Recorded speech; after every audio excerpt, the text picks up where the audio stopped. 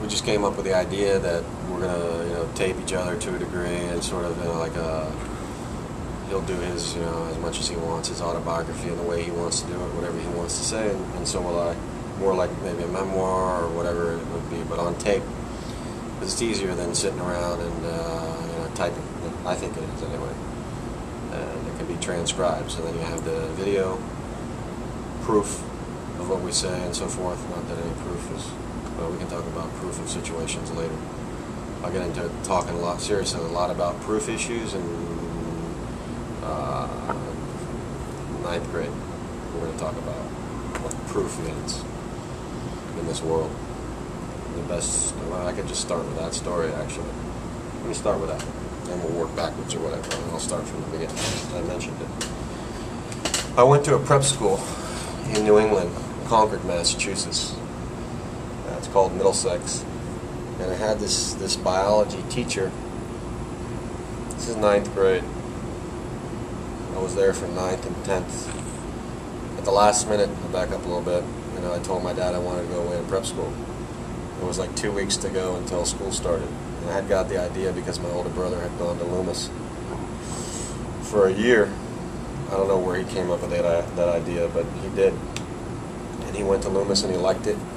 My brother used to hit me in the arm all the time when I passed him. He'd always hit me in the arm, regardless of the situation. You walk by my brother, or I did, and I'm getting hit. And you always got to walk by him somewhere at some point, And so I was getting hit by him all the time. It was like just establishing a pecking order, which had already been established, but he could still do it. And when he came back from Loomis, he didn't hit me anymore, and he greatly matured and so forth. And I thought that was impressive, and I was like, you know what? Because I was hitting my sisters in the arm and my older brother too. And so I said, maybe I better go away, because that's not so cool. Maybe I'll start stop hitting them or something. Maybe whatever was in my mind. I just wanted to go away to the prep school. So I went into my dad's study in the house, in his office, and I told him. He said, okay, great. And we went and we flew around and we went to like 6, 7 different schools. Choate.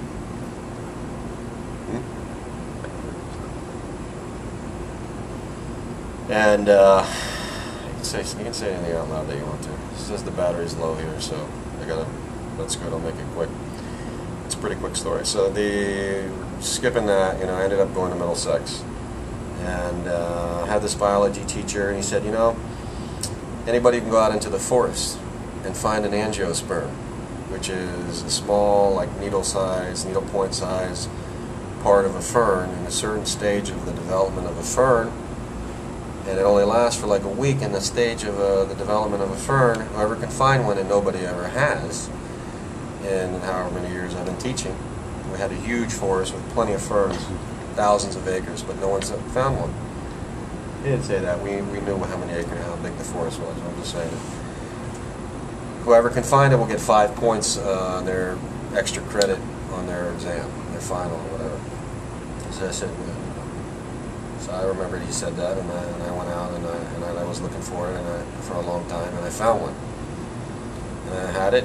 I forget exactly where I had it. I probably had it in a bottle or something, but I took it to the class in my hand, just in my palm, like this, maybe this palm. I think it was my right one, probably.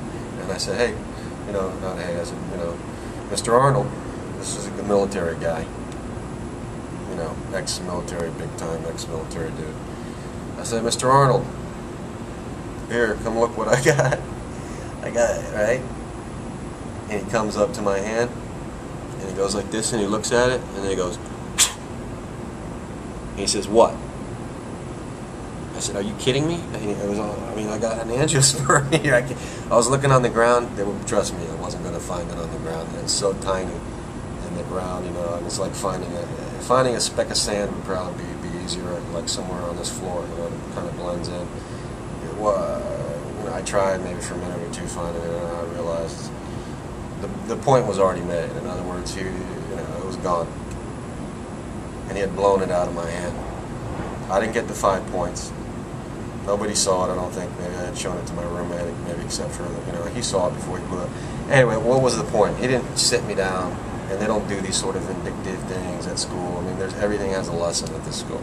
Trust me. There's lesson to everything that they do. I didn't know it at the time. I was just very upset at him.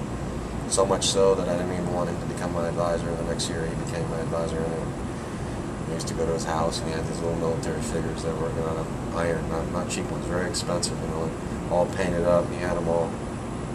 And he told me he liked Jewish students, not that there were ever many of them at the school, but like Jewish kids, because they studied hard and they learned that for their bar mitzvahs or something. Anyway, so he became my advisor, and I wasn't even happy.